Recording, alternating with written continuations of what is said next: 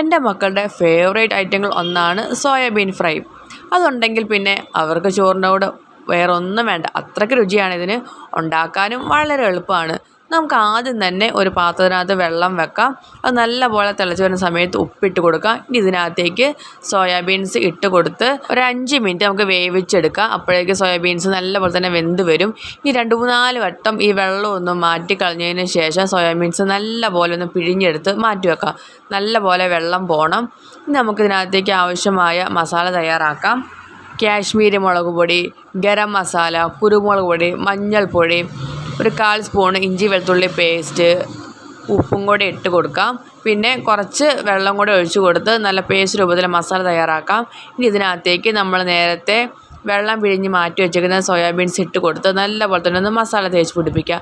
ഇതിനൊരു അരമണിക്കൂർ റെസ്റ്റ് ചെയ്യാൻ വെക്കണേ. എന്നാലും നല്ലപോലെ തന്നെ മസാല പിടിക്കുള്ളൂ. അതിനുശേഷം ഒരു പാൻ അടുപ്പയിലേക്ക് വെച്ച് വെളിച്ചെണ്ണ ഒഴിച്ച് കൊടുക്കാം. എണ്ണ ചൂടായി വരുന്ന സമയത്ത് നമുക്ക് സോയാബീൻസ് ഇട്ട് കൊടുക്കാം. ഒരു 2 പ്രാവശ്യമായിട്ട് സോയാബീൻസ് ഫ്രൈ ചെയ്തെടുക്കുന്നതായിരിക്കും നല്ലത്. എന്നാലായിരിക്കും പെട്ടെന്ന് തന്നെ നമുക്ക് ഫ്രൈ ചെയ്തെടുക്കാൻ പറ്റുകയുള്ളൂ. ഒരുപാട് ഇട്ട് കൊടുക്കാത്തതാണ് നല്ലത്. നല്ല ഹൈ ഫ്ലെയിമിൽ തന്നെ വെച്ചിട്ട് വേണം നമ്മൾ സോയാബീൻസ് ഫ്രൈ ചെയ്തെടുക്കാനായിട്ട്. അതല്ലെങ്കിൽ പെട്ടെന്ന് തന്നെ എണ്ണ കുടിക്കും. നല്ലപോലെ നമുക്ക് ഇളക്കി കൊടുക്കാം. ഒരു സൈഡ് ആകുമ്പോൾ തിരിച്ച് മറിച്ചിട്ട് നല്ലപോലെ തന്നെ ഒന്ന് ഫ്രൈ ചെയ്തെടുക്കാം. ഒരു 1/4 ഫ്രൈ ആവുന്ന സമയത്ത് ഇതിനകത്തേക്ക് കുറച്ച് കറിവേപ്പിലയും കൂടെ ഇട്ട് കൊടുക്കാം. ഇനി വേണമെന്നുണ്ടെങ്കിൽ നീളത്തിലരിഞ്ഞ 1-2 പച്ചമുളകും കൂടെ ഇട്ട് കൊടുക്കാവുന്നതാണ്. അങ്ങനെയാകുമ്പോൾ എരിവ് അധികമാവും.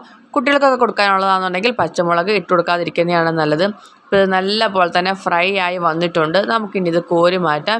ഇതുപോലെ തന്നെ ബാക്കിയുള്ളതും ചെയ്തെടുക്കാവുന്നതാണ്. അപ്പോൾ നമ്മുടെ ടേസ്റ്റിയായ ഫ്രൈ ഇവിടെ തയ്യാറായിട്ടുണ്ട്. ലഞ്ച് ബോക്സിലൊക്കെ കൊടുത്തുവിടാൻ പറ്റിയൊരു കിടുക്കാച്ചി ഐറ്റമാണ്.